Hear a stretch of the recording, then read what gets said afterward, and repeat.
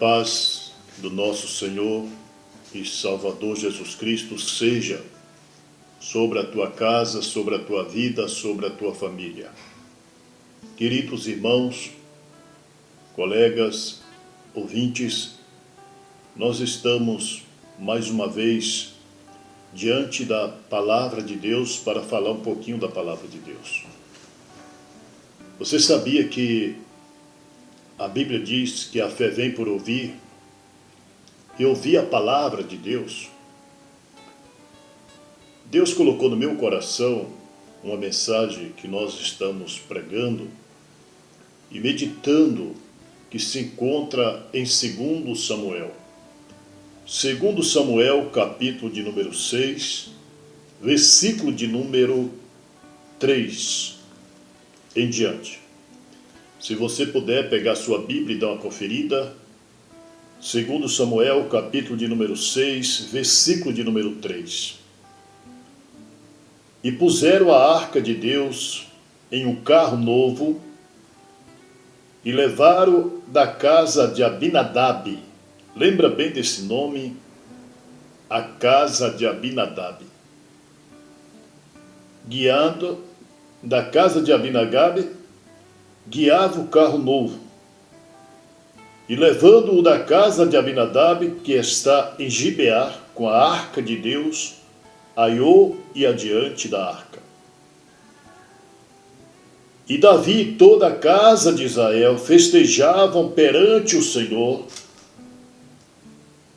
com toda sorte de instrumentos de pau, de faia, como também com harpas e com saltérios, e com tamborins, e com pandeiros, e com símbalos. E chegando à eira de Nacon, estendeu Uzá a mão à arca de Deus, e pegou nela, porque os bois a deixavam pender. Então a ira do Senhor se acendeu contra Uzá, e Deus o feriu ali por esta imprudência, e morreu ali junto à arca de Deus. E Davi se contristou, porque o Senhor abrira rotura em Uzá, e chamou aquele lugar Perez Uzá até o dia de hoje. Queridos,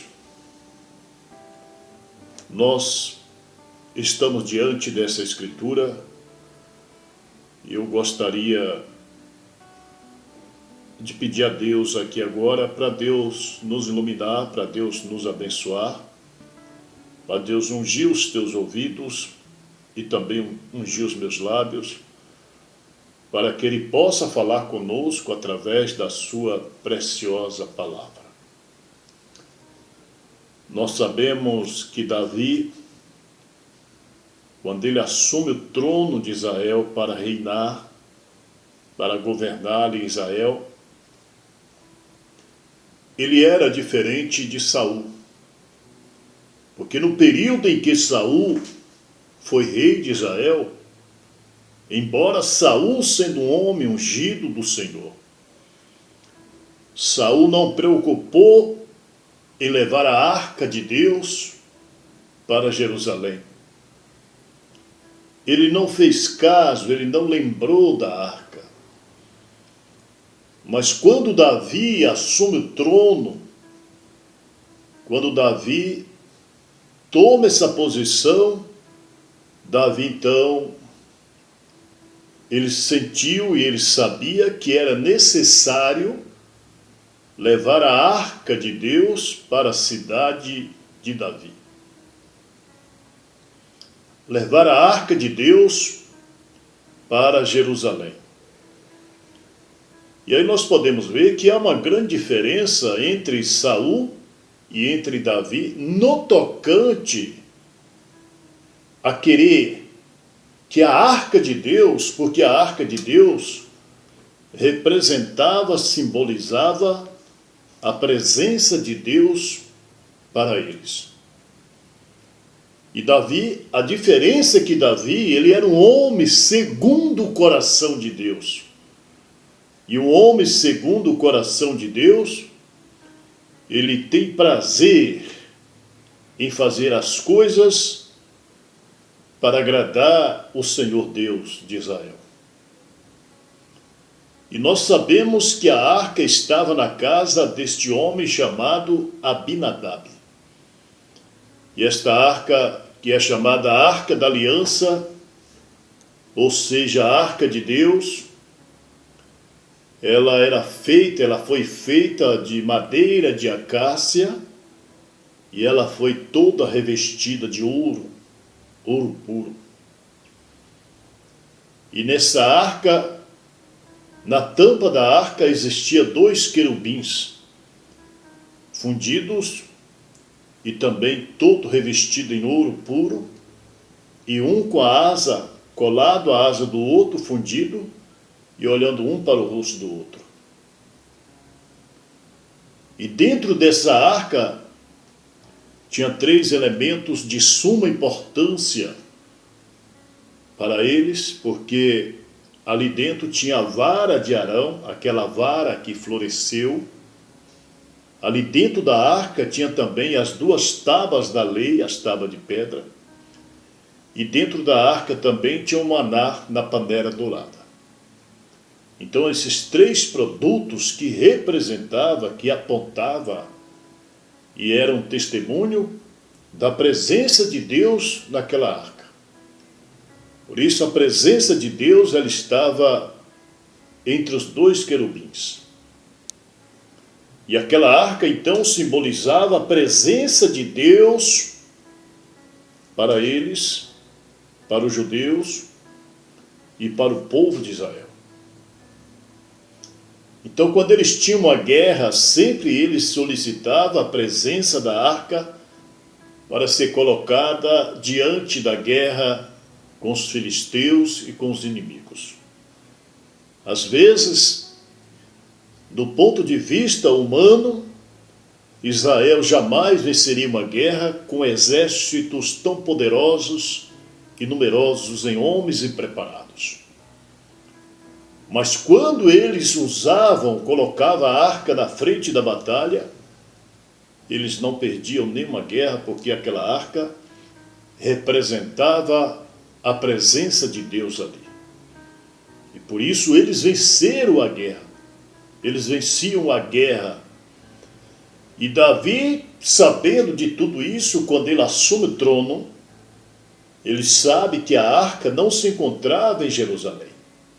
A arca não estava na cidade de Davi. O que ele faz? Ele manda buscar aquela arca, que ela tinha 1,25 m de largura por 75 centímetros aproximadamente de altura, e era toda fundida em ouro, com os 2 querubins na tampa, e ela tinha 4 argolas, que era carregada por 2 bastões de longa distância, e somente os levitas poderiam carregar aquela arca da aliança. E ela poder-se-ia ser carregada somente pelos ombros dos levitas. O profeta de Deus, para essa era, ele chega a dizer que a arca tinha que ser carregada exclusivamente pelos levitas no ombro esquerdo, porque estava em cima do coração. Então outras pessoas não poderiam tocar na arca, outras pessoas não poderiam tocar na arca, nem carregar a arca, e a maneira correta de carregar a arca era sobre os ombros dos levitas. Mas quando Davi, ele assume o trono, ele quer que a arca de Deus fosse trazida para a cidade de Davi, para próximo do rei Davi, o que ele faz? Ele começa a consultar os grandes homens da alta elite de Jerusalém. E ali então, ele toma alguns conselhos, e ele então é instruído a buscar a arca em um carroção de boi, ou seja, em um carro de boi. E Davi, o que ele faz? Ele manda construir um carro de boi, um carro novo, um carroção novo, para trazer a arca de Deus para Jerusalém. Só que nós devemos lembrar que não era a maneira correta de carregar, de conduzir a arca, não era sobre carros de boi, não era sobre carroção.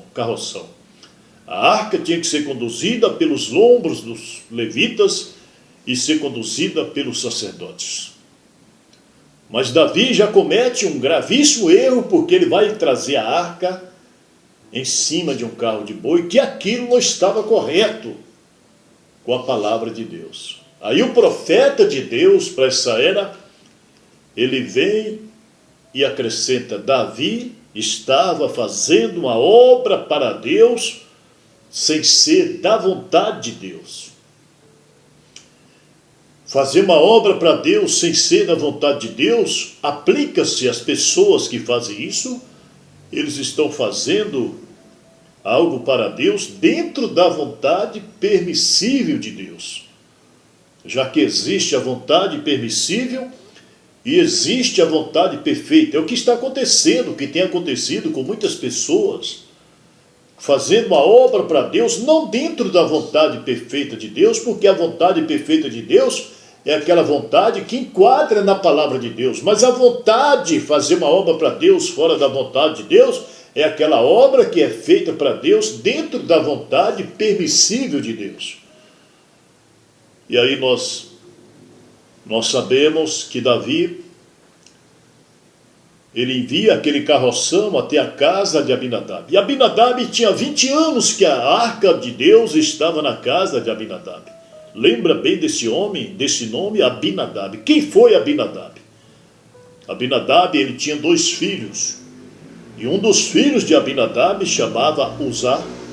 E o outro filho de Abinadab chamava Aiô. Eles tinham 2 filhos. E provavelmente aqueles 2 filhos de Abinadab tinham muita intimidade com a arca, porque a arca ficou na casa deles por 20 anos, só que não aconteceu nada. Durante esse período em que a arca ficou na casa de Abinadab por 20 anos, com seus 2 filhos, sua esposa, eles não tiveram experiência com Deus. Embora a arca estava na casa deles, mas o Deus da arca, eles não tinham reverência, eles não tinham experiência. Então, quando Davi chega ali e Davi manda buscar a arca da casa de Abinadab para levar para a cidade de Davi, o que acontece exatamente é que Davi reuniu 30.000 pessoas com todo tipo de instrumento musical para sair cantando, fazendo festa e louvando e entoando os louvores ao Deus de Israel. 30.000 homens, que culto maravilhoso, que avivamento, para levar a arca sobre o carro novo, carroção de boi, para a cidade de Jerusalém. E aí eles pegaram a arca, tomaram a arca da casa de Abinadab e estavam conduzindo a arca, mas quando chegaram em um lugar chamado Na Eira de Acom, lembra bem desse nome? A Eira de Acom. É na Eira de Acom que algo terrível vai acontecer aos olhos daquelas 30.000 pessoas e também aos olhos do rei Davi. É ali onde Deus vai fazer acontecer algo tremendo. Sempre na Eira de Acom é que Deus vai tratar com Davi, é que Deus vai tratar com os filhos ou com o filho de Abinadab, é que Deus vai tratar com a casa de Abinadab. Sempre tem uma eira de Nacom, é ali onde Deus vai tratar. O que aconteceu na Eira de Acom? O que acontece na Eira de Acom? Na Eira de Acom, a Bíblia deixa bem claro o que aconteceu ali foi que os bois que estavam carregando a Arca da Aliança, os bois que estavam conduzindo aquele carro, aquele carroção com a Arca de Deus, a Bíblia então mostra que aqueles bois tropeçaram ali. Quando os bois tropeçam na Eira de Acom, que era um lugar de muitas pedras, o que acontece é que o boi, ao tropeçar, o carro pendeu. E o carro de boi, o carroção, pendeu como se fosse cair. E um dos filhos de Abinadab, chamado Uzá, Uzá, bem intencionado, ele vai tocar na arca, segurar a arca para que ela não caia no chão. Mas, irmãos, olha o perigo. Olha o perigo na eira de Nacon, e olha o perigo do filho de Abinadab, que a arca ficou 20 anos na casa dele, e agora a arca, os bois tropeçam, a arca vai cair, a arca tende a cair, e ele leva as mãos para segurar a arca. Na eira de Nacon, então a Bíblia diz que a ira do Senhor se acendeu contra Uzá. A ira do Senhor se acendeu contra Uzá por essa imprudência, e o Senhor o feriu ali, e ele morreu na beira da arca. Ele morreu ao lado da arca por tocar na arca. Que coisa terrível para o pai de Uzá, para a família de Uzá. Que tristeza, que tragédia. Só porque ele tocou na arca, só porque ele estava tentando fazer uma obra para Deus, sem ser da vontade de Deus. Somente os levitas poderiam tocar na arca, e aquele menino tocou na arca. Então a ira do Senhor se acendeu contra ele. A ira de Deus se acende na eira de Nacon. Por isso, meus amados e queridos irmãos, prestamos bastante atenção no que diz a palavra de Deus, porque no livro de Provérbios está escrito que os filhos dos homens, vendo os filhos dos homens, que Deus nos executa o juízo, o juízo, na hora exata, os seus corações estão dispostos a praticar o mal. Não acontece nada. Eu fiz isso, eu transgredi, eu pequei, eu brinquei com a palavra de Deus, e não acontece nada. Mas aí a Bíblia diz que vendo os filhos dos homens, que Deus não executa o juízo na hora exata, os seus corações estão dispostos a praticar o mal. Nós não podemos tocar nas coisas de Deus de qualquer maneira. Não podemos profanar o altar de Deus. Não podemos ser profanos, irreverentes com as coisas de Deus, porque o preço virá na eira de Nacon. A ira do Senhor se acendeu contra Uzá, e ele então morreu ali. Que tristeza! Os tamborins pararam de tocar, os pandeiros, os instrumentos musicais, as 30.000 pessoas que estavam dançando, Davi dançando, o rei Davi dançando, as pessoas festejando com a presença da arca. Só que a palavra de Deus diz que o rei Davi, ele se entristeceu tanto que ele disse assim: como eu posso querer a arca, esta arca na minha cidade? Como posso querer essa arca na minha presença? Então o rei Davi não queria mais a arca de Deus na sua cidade, na cidade de Davi. Depois dessa tragédia, depois da morte de Uzá, o rei Davi não quis mais a arca em sua cidade. E o que eles fazem com a arca? A arca de Deus agora, para Davi, para o rei Davi, era um problema, era uma ameaça, era um perigo. E ele não queria mais a arca em sua cidade. O que é que vai fazer para desfazer essa arca? Aonde deixar essa arca? E o que fazer com essa arca, já que o rei não queria mais que a arca fosse conduzida? Amados queridos, nós lembramos que eles estavam na eira de Nacon, na estrada de Jerusalém. E ali o que faz Davi? Eles avistam ali na beira do caminho uma casa. Então eles mandam, Davi manda procurar quem mora naquela casa, quem é que é o morador daquela casa, e sai ali um homem chamado Obed-Edom. Lembra dessa palavra? Obed-Edom, um homem que era pobre, um homem que estava à beira do caminho, morava ali com a sua família, um homem excluído, um homem que não tinha posição, um Zé Ninguém. Ele era um João Ninguém, ele não tinha privilégio, não tinha conhecimento, não estava ali em Jerusalém, morava à beira do caminho, mas os historiadores dizem que ele era um homem muito pobre, abandonado lá no cantinho. Mas Deus, irmão, Deus gosta de usar os Zé Ninguém. Deus gosta de usar os simples, humildes. os rejeitados. O Obed-Edom estava ali. Quando Obed-Edom saiu, eles perguntaram: quem és tu? Ele disse: eu sou Obed-Edom. Não tinha privilégio, não era privilegiado. E aí o que faz o rei Davi? Ele deixa a arca de Deus na casa de Obed-Edom.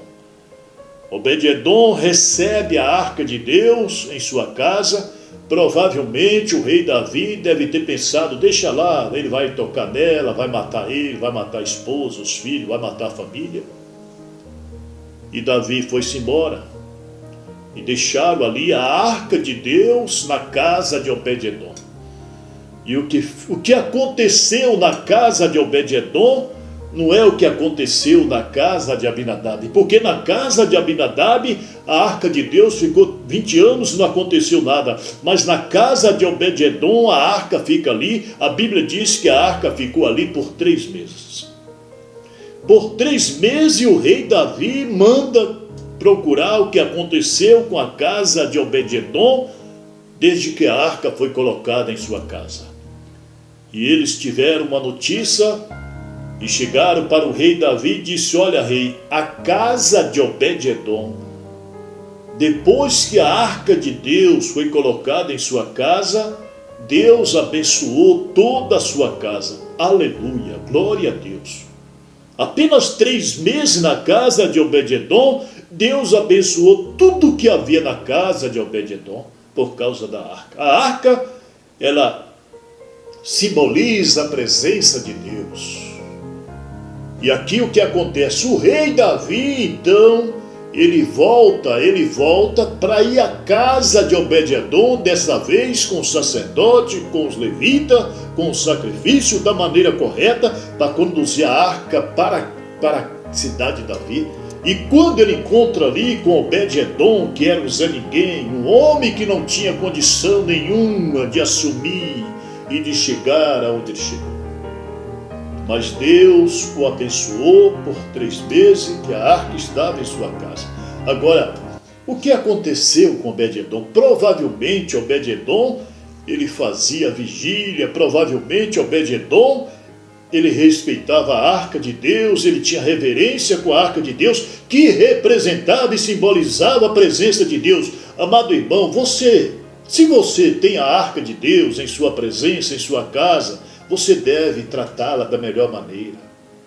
Não desistir, não ser irreverente, porque essa presença de Deus, essa arca de Deus, que é um tipo que aponta para a presença de Deus, nós temos que aproveitar, receber, dar as boas-vindas. Senhor, seja bem-vindo à minha casa, seja bem-vindo à minha vida. Então nós temos que prestar culto, adoração a este Deus, a essa presença maravilhosa, para Deus nos abençoar também.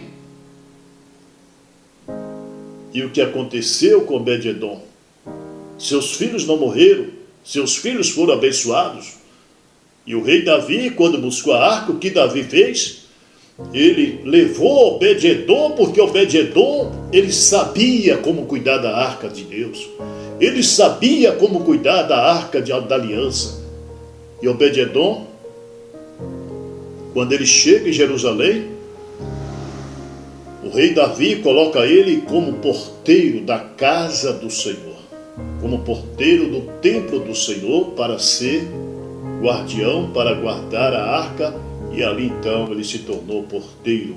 Deus o abençoou. Então, se você quer que Deus te abençoe, se você quer que Deus abençoe a sua casa, se você quer que a presença de Deus abençoe a sua casa, então não seja relaxado, não seja indiferente, abra o teu coração, aceita esse Deus em tua vida, aceita esse Deus em tua casa, porque Deus, ele está presente em cada momento. Todos que vêm a Ele, de maneira nenhuma Ele lança fora. Então, é isso aí que nós temos que aprender. Senhor, me ensina a ser como Obed-Edom e não como Abinadab. Que eu possa cuidar bem da tua arca, que eu possa cuidar bem da tua presença, porque, como disse Josué, eu e minha casa serviremos ao Senhor. Que o Senhor Jesus te abençoe, Que a graça do Senhor Jesus Cristo seja sobre a tua vida. O Senhor Jesus, Ele te ama. Ele ama aqueles que amam Ele. Se você está desviado, se você está afastado dos caminhos de Deus, se você não aceitou ainda, se você não tomou posição para ser um cristão, para receber essa arca em teu coração, vida, faça uma confissão agora, crê no Senhor Jesus Cristo agora, e Ele te abençoará juntamente com a tua casa. Que a graça do Senhor Jesus Cristo seja sobre a tua vida, hoje e para sempre. Amém. Já remou demais na tentativa de chegar do outro lado. A esperança foge quando você não avista o cais. E o vento frio avisando que na frente a tempestade vem. E parece que não tem ninguém. Se encontrar sozinho, você é o barco e o mar.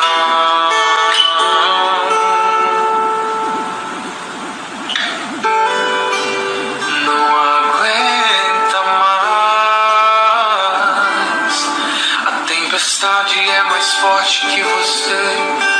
Tão pequeno nesse mar, não tem como se defender.